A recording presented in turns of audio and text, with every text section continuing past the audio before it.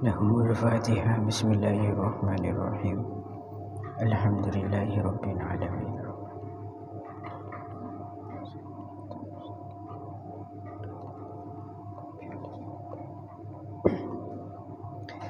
Bismillahirrahmanirrahim.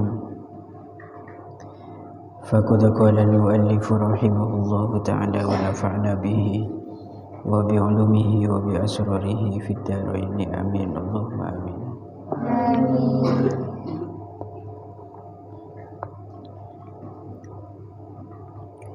Bismillahirrahmanirrahim. Wala yankihul hurru amatan li ghairihi illa bi syartaini adami sadaqil hurra. Wala yankihulan ora kena nikah sapa al hurruh wong lanang kang merdeka. Sapa al hurruh wong lanang kang merdeka amatan ing budak wadon. Amatan ing budak wadon li ghairihi kaduwe sakliyane al hurru. Li ghairihi kaduwe sakliyane al hurru. Illa bi syartaini angin kelawan rong syarat. Illa bi syartaini angin kelawan rong syarat rupane adami sadaqil hurrati. Ora anane mas kawine wong wadon kang merdeka. Ora anane mas kawine wong wadon kang merdeka au faqdil hurrati utawa kasepen wadon merdeka. Au faqdil hurrati utawa kasepen wadon merdeka au adami ridhoha utawa ora ridone al-hurrah. Au adami ridhoha utawa ora ridone al-hurrah bihi kelawan al-hurr. Wa khawfil anati lan wedi zina. Wa khawfil anati lan wedi zina ay zina tegese zina. Muddata faqdil hurrati ing dalem mongsone kasepen wadon merdeka. Muddata faqdil hurrati ing dalem mongsone kasepen wadon merdeka. Wa taraka lan ninggal sapa al musannifu ke musannif syarta ini ing syarat loro. Akhiraini kang keri karune. Akhiraini kang keri karune ahaduhuma utawi salah suwijine syarta ini iku alla yakuna yento ora ono iku tahtahu ing dalem ngisore al-hurri. Iku tahtahu ing dalem ngisore al-hurri sapa hurratun wadon merdeka. Sapa hurratun wadon merdeka muslimatun kang Islam au kitabiyatun utawa kafir kitabi. Au kitabiyatun utawa kafir kitabi tasluhu kang patut opo al-hurrah atau sopo al-hurrah gitu ki. Tasluhu kang patut sopo al-hurrah lil istimta'i maring den alap seneng-seneng. Lil istimta'i maring den alap seneng-seneng. Wasani utawi kang nomor loro iku islamul amati islame budak. Allati yankihuha kang rabi sopo allati yankihuha kang rabi ing al-amat sopo al-hurruh wong lanang kang merdeka. Sapa al-hurru wong lanang kang merdeka. Tafri'nya fala yahillu moko ora halal li muslimin kaduwe wong Islam. Sapa amatun budak wadon kitabiyatun kang bangsa kafir kitabiyatun kang bangsa kafir kitabi. Wa idza nakaha lan ing dalem nalikane wis nikah sapa al-hurru wong lanang kang merdeka amatan ing budak wadon bisyuruti kelawan pira-pira syarat al-madhkurati kang wis den sebut summa aisyarah nuli sugih sapa al-hurru summa aisyarah nuli sugih sapa al-hurru wa nakahalan nikah sapa al-hurru hurratan ing wadon kang merdeka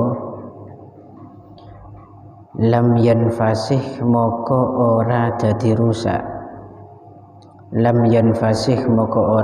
rusak apa nikahul amati nikahe amat atau budak wadon apa nikahul amati nikahe amat.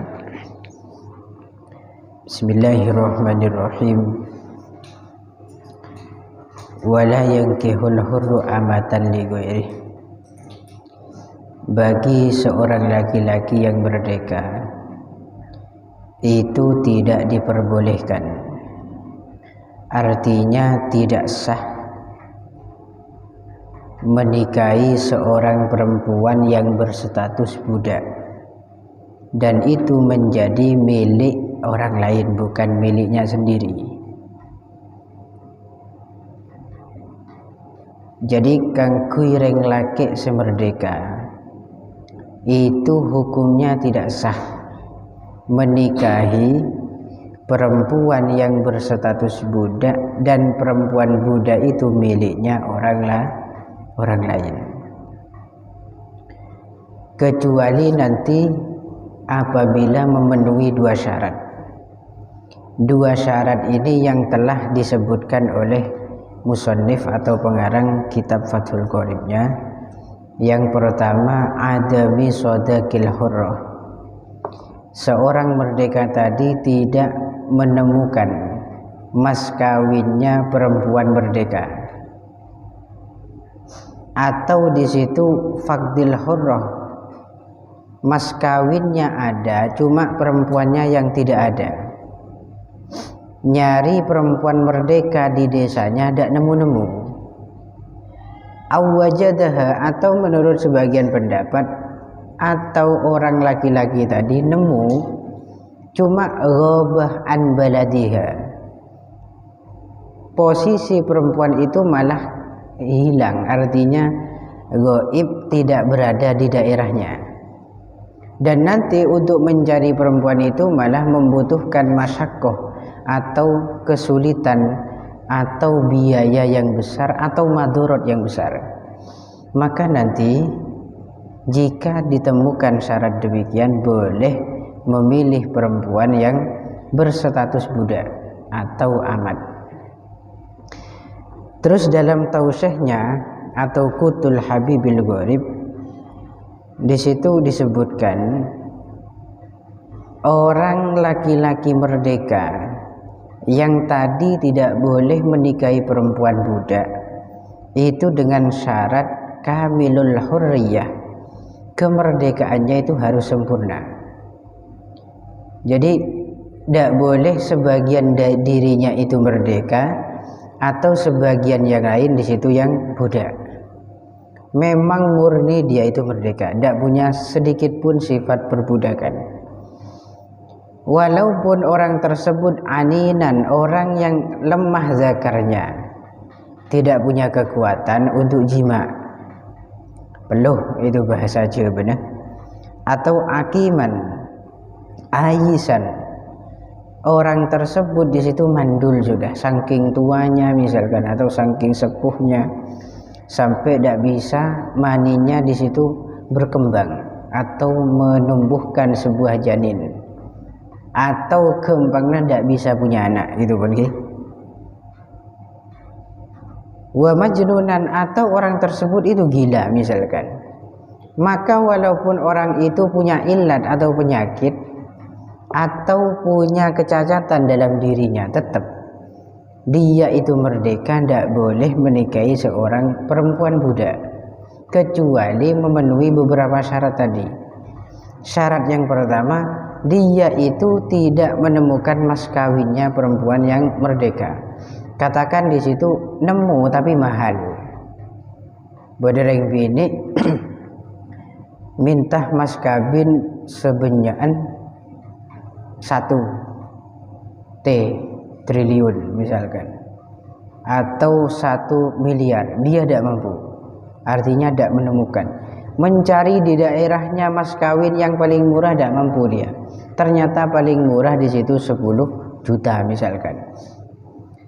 Maka jika demikian boleh dirinya memilih budak. Kenapa? Karena ada darurat sudah, dirinya tidak mampu. Atau dia kaya, mas kawin mampu berapapun, cuma tidak menemukan di desanya di situ orang perempuan yang merdeka. Rata-rata mayoritas budak semua, atau semuanya budak. Au adami ridho habih, atau perempuannya yang tidak ridho untuk dinikahkan dengannya. Mas kawin di sokiyo orang bini merdeka di sana banyak, siratin banyak. Akan tetapi semuanya tidak ada yang mau nikah dengannya. Kenapa? Karena mungkin jelek, mungkin itu, karena coba mungkin. Atau di situ dalam sebagian contoh nang apa? Karena nasabnya yang dipandang doikun, sangat rupek, atau nasabnya sangat hina, atau li ajlil hirfah, karena pekerjaannya yang di situ hina, tak sesuai kelakuan. Atau dia itu pancen tidak mampu untuk memberikan mahar sesuai dengan keinginan perempuannya, sehingga yang bini itu tidak mau untuk menikah dengannya. Lemele pancen berhalangan semacam itu, boleh bagi dirinya menikahi perempuan budak. Kenapa? Untuk mendapatkan perempuan yang merdeka itu sulit, banyak hambatan, dan gelak pun banyak cara hambatannya. Terus syarat yang kedua, khaufil anat, dia itu khawatir zina. Dia itu khawatir zina muddata faqdil hurrah, di saat tidak ditemukan perempuan yang merdeka.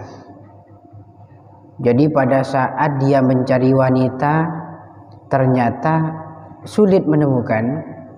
Di samping sulit menemukan wanita, dirinya punya gejolak syahwat yang sangat besar. Syahwatnya tinggi, imannya yang rendah. Ini yang dikhawatirkan terjadi zina. Maka boleh dalam kasus demikian dia langsung menikahi seorang budak. Kenapa? Khawatir kalau ditunda-tunda nikahnya bisa terjadi dia terjerumus ke dalam perbuatan zina. Terus yang dimaksud khaufil anat itu yang perlu kita perhatikan di sini.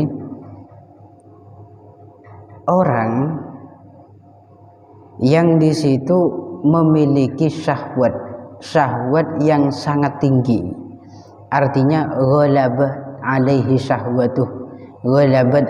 syahwatuhu, dia dikalahkan oleh syahwatnya, sementara dirinya di situ imannya itu lemah. Gambarannya bagaimana? Bi ayyatawaqqa'ahu la ala nudurin, dia itu punya kekhawatiran akan jatuh ke dalam perbuatan zina, bi ayyagliba ala dhannihil wuqu'u fih, dengan gambaran lagi dia itu punya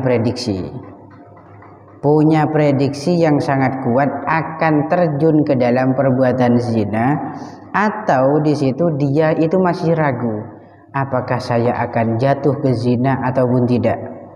Besertaan dengan hal itu imannya tidak kokoh, maka dalam kasus demikian dia boleh langsung menikahi perempuan budak. Kenapa? Karena kalau dibiarkan akan terjerumus betul ke dalam perbuatan zina. Beda kasus nanti ketika syahwatnya rendah, imannya yang kuat, atau syahwatnya di situ kuat, imannya juga kuat, maka jika demikian maka tidak dimasukkan dalam kategori khaufil anad atau khawatir melaksanakan perzinahan. Kenapa? Karena ada faktor penguat yaitu keimanan. Kemudian ada 2 tambahan syarat yang baru dari syarih. Syarat yang pertama, alla yakuna tahtahu hurratun muslimatun au kitabiyah tasluhu lil istimta'. Syarat yang ketiga, orang laki-laki yang ingin menikah tadi itu tidak boleh memiliki seorang perempuan muslimah atau istri yang muslimah yang merdeka, atau memiliki seorang perempuan yang berstatus kafir kitabi, yang mana perempuan itu layak untuk diistimta. Istimta itu diambil untuk bersenang-senang atau digunakan bersenang-senang, ya jima, ngambung, kelon misalkan dan seterusnya. Kalau ada nanti perempuan yang layak untuk dimiliki, untuk diambil kesenangannya, untuk bersenang-senang dengannya, maka di situ tidak boleh menikahi amat. Kenapa? Karena masih ada. Lah kok nanti orang laki-laki yang ingin menikah tadi malah tidak memiliki perempuan semacam tadi, yaitu perempuan merdeka dan muslimah atau kitabiyah, atau dia memiliki cuman tidak layak untuk bersenang-senang. Contohnya istrinya masih kecil belum balik, sehingga dia itu tidak kuat untuk melakukan wate, nyaman kanak-kanak misalkan dipaksa untuk hubungan intim dengan suaminya, maka tidak kuat, nanggung rasa sakit misalkan. Atau dia sang istri merdeka tadi itu memiliki penyakit buntu daging pada farjinya atau buntu tulang. Ini salah satu aib nikah, buntu daging atau buntu tulang, atau dalam masa iddah orang lain, dan masih banyak gitu ya. Maka dalam kasus ini boleh bagi dirinya langsung menikahi budak. Kenapa? Karena walaupun punya orang atau istri di bawahnya, dia itu tidak bisa istimta, bersenang-senang dengannya. Loh, mau senang-senang gimana? Wong mau jima hubungan intim saja, istrinya punya penyakit. Penyakit apa? Buntu daging, farjinya tidak tembus, atau buntu tulang. Gitu kan? Maka dalam kasus semacam ini boleh.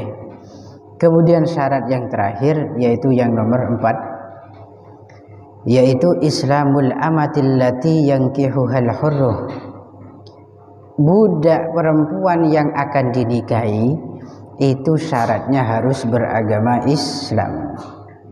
Maka tidak halal, artinya tidak sah menikahi seorang perempuan budak yang berstatus kitabiyah, kafir kitabi. Ketika orang merdeka itu menikahi seorang budak karena dia sudah tidak mampu memberikan maharnya orang merdeka, kok nanti bertambahnya waktu dia semakin mapan pekerjaannya, tambah abid, tambah soki, pas jadi konglomerat. Tingledet di konglomerat pas akabin bendeng bini si merdeka, maka apakah batal nikahnya budak yang pertama atau tidak? Maka di situ jawabannya tidak batal. Gambarannya begini gampang. Contoh si A ini akabinnya bireng bini merdeka, ternyata maharnya paling murah di situ 100 juta, sedangkan dia kere orangnya gitu, melarat. Karena letak nemu mahar yang bisa ia mampu untuk keluarkan, akhirnya dia menikah dengan perempuan budak, wes akabin lah, jadi suami istri. Setelah dapat 10 tahun dia itu mapan pekerjaannya si A ini pas soki. Karena soki terus akabin neben orang bini yang dulu diidam-idamkan tapi tidak mampu untuk memberikan mahar. Akhirnya setelah jadi konglomerat nikahlah dia dengan perempuan idamannya. Berarti perempuan merdeka. Berarti kan di dua bini. Bini seanyar merdeka, bini sekonah itu budak. Pertanyaannya, apakah budak yang dulu awal-awalnya dia nikahi itu akan batal nikahnya disebabkan ada istri yang baru yaitu merdeka, atau masih tetap pernikahannya sah? Maka jawabannya di sini lam yanfasih nikahul amad. Pernikahan budak yang awal tadi itu tidak rusak. Gitu walaupun memiliki istri yang baru dan berstatus merdeka. Wa nadharur rajuli ilal mar'ati ala sab'ati adrubin wallahu a'lam bissawab. Al-Fatihah. Bismillahirrahmanirrahim. Maliki yaumiddin. Amin.